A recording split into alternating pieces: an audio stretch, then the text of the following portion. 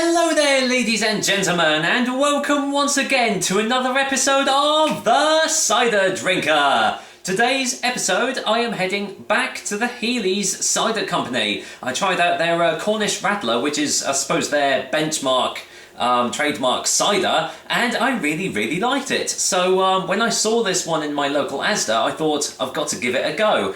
Today's cider is Healey's Cornish Gold. So, what will I make of this offering from Healey's? We'll find out soon, but until then, let's get the lowdown on Healey's Cornish Gold Cider.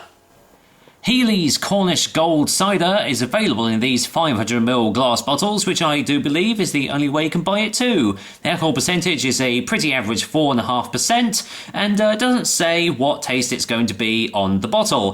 The price was £1.89 at Asda. That's actually fairly good for this sort of cider, so, well, there we go. On to the tasting.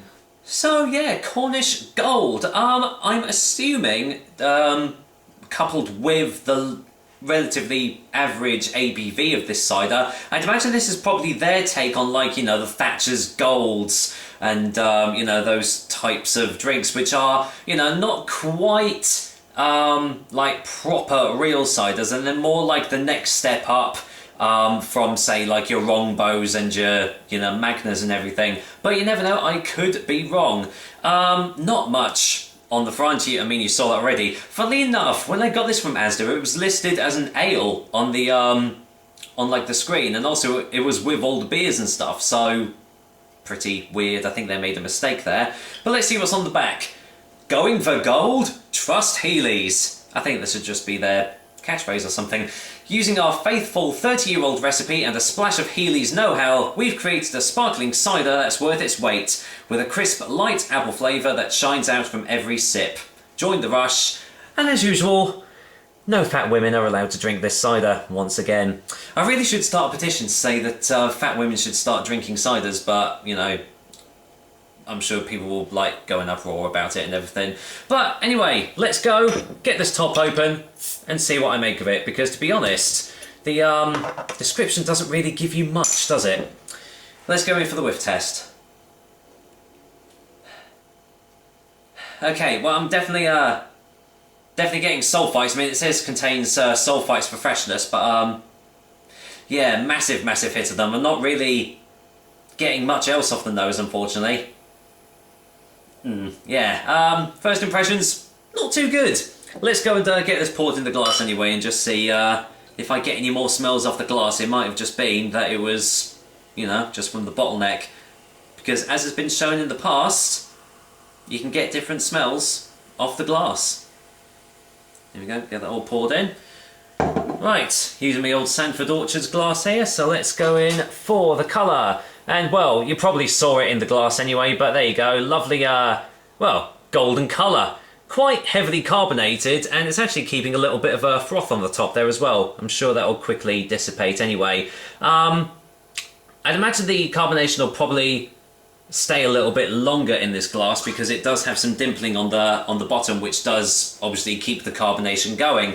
But anyway, any more smells off the glass? Not really, just a slight hint of sweetness, but aside from that, all I'm really getting is sulfites. It does kind of remind me of Thatcher's Gold, strangely enough.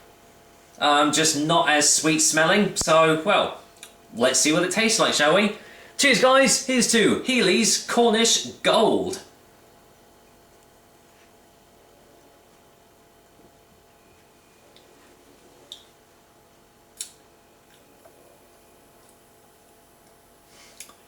Okay.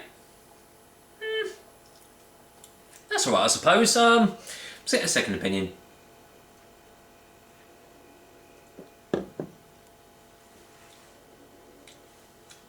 Well, as I expected, there's no real massive taste sensations from this cider.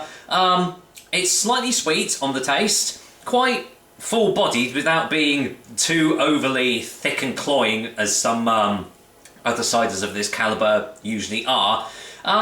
Strangely enough, getting a slight hint of, I would say it's a bit like a treacle or toffee. something like that, just on the back of the throat as it's going down.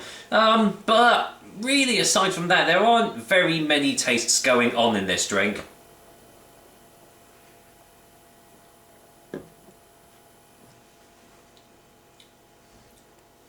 Yeah, I mean, even then, it's not even really particularly that sweet. It's kind of, yeah, it is kind of bland, I'm going to say. Because there's a little hint of this, a little hint of that, but there's nothing really massive going on in this drink. But to be honest, I don't think it's setting out to do that anyway. I think this is simply a drink that you want just to chill out with, maybe have a few in an evening, you know, a nice sessionable cider. And it does do that very well. But if you were going to buy this drink to, you know, think, oh, it's the Healey's company, you know, it must be a real, like, good taste sensation, then you're obviously going to be very disappointed. One plus side is there is no clogging up at the back of the throat, where, you know, with all these mass-marketed ciders, you do get hefty amounts of sugar and sweeteners and stuff. It doesn't say anywhere on the back of the bottle about sweeteners or anything. I just saw some of them. Made from a blend of cider apples, natural apple sediment may occur. I didn't see any there, but there you go. But yeah, there's actually nothing on there that says that it's, you know, free from sugars or sweeteners or anything, so I can't say for sure if they have been put into this drink, because I don't really know. All I know is that it doesn't really feel like they have. But obviously, if other people know, then please, you know, do comment below. But anyway, let's get a final taste before the final verdict.